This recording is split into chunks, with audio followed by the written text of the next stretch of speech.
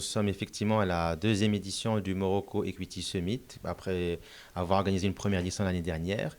Alors la nouveauté cette fois-ci, c'est que c'est une édition qui se veut hybride, à la fois en présentiel, puisque nous avons le plaisir d'avoir des investisseurs et émetteurs ici en présentiel pour des one-to-one et des réunions, mais aussi en digital, parce que nous avons aussi quelques émetteurs, que ce soit on a au Maroc ou bien évidemment à l'étranger, qui vont se connecter et qui vont participer avec nous. Et des investisseurs aussi. Donc c'est un format qui est multiple. C'est ça vraiment la grande, grande nouveauté pour cette deuxième édition.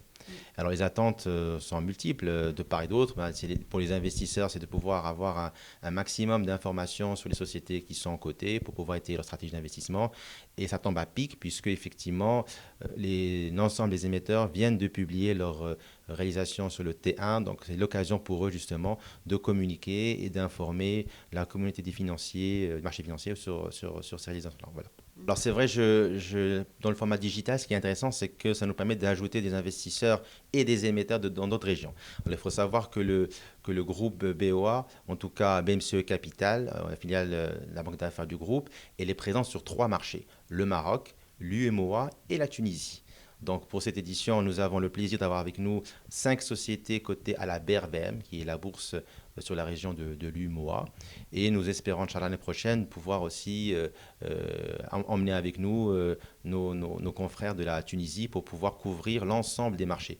Et l'objectif, justement, c'est de faire découvrir ces sociétés-là aux investisseurs marocains qui ne les connaissent pas puisqu'ils sont beaucoup plus orientés vers le marché marocain, surtout que nous sommes à l'aune de changements réglementaires qui vont leur permettre de pouvoir investir au-delà des frontières et notamment en Afrique. Donc je pense que c'est assez intéressant. Et dans l'autre versant, il y a aussi des investisseurs étrangers, africains, de Londres, d'autres zones qui s'intéressent au Maroc et qui, pour certains, n'ont pas pu être là physiquement, mais à travers le digital, ils peuvent se connecter et participer aussi aux échanges.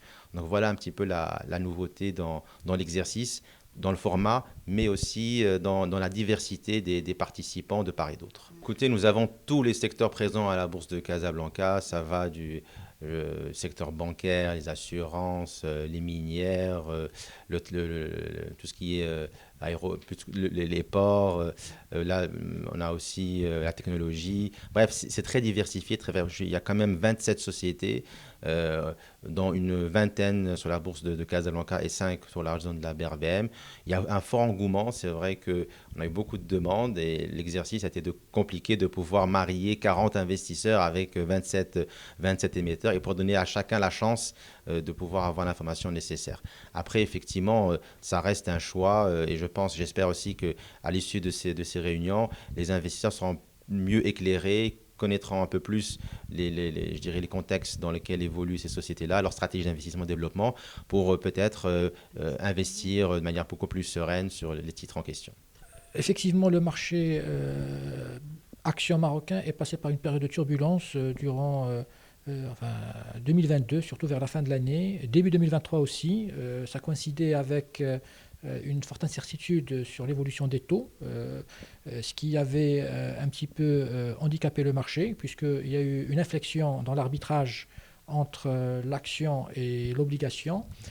Aujourd'hui, ce que nous remarquons, c'est que ces tensions commencent un petit peu à s'apaiser et que finalement les investisseurs reviennent de façon progressive mais de façon forte vers le marché action.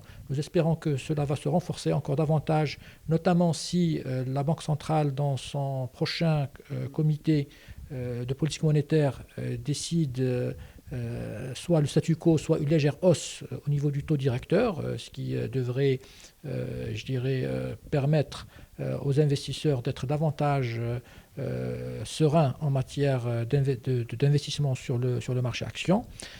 Maintenant, pour les étrangers voient le Maroc, je dirais, d'un prisme différent.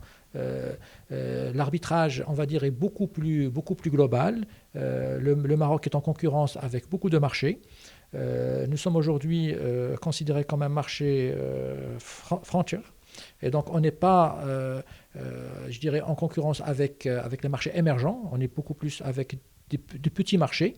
Mais cela, je dirais, n'est pas en soi un handicap, puisque on est toujours sur les radars et on commence encore une fois, à redynamiser l'intérêt des étrangers pour le marché marocain, chose qui devrait elle aussi se confirmer, notamment si les réalisations et les valorisations des sociétés cotées marocaines s'améliorent sur l'année 2023. Du moins, c'est ce qui est anticipé dans nos prévisions. Maintenant, ce genre de rencontres permettent aux investisseurs de mieux prendre connaissance, je dirais, des perspectives des sociétés cotées qui les intéressent, et bien sûr de mieux se positionner,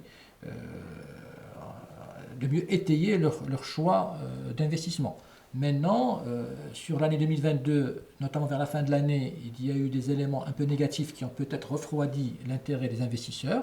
Mais aujourd'hui, avec, je dirais, ce retour d'intérêt, on est davantage confortable, on est beaucoup plus serein, et on estime que, d'ailleurs, le fort intérêt de ces investisseurs pour cette édition, avec un niveau record de participation, nous réconforte et nous permet d'être extrêmement serein par rapport à un retour plus fort sur le marché, toutes choses étant égales par ailleurs, comme diraient les économistes.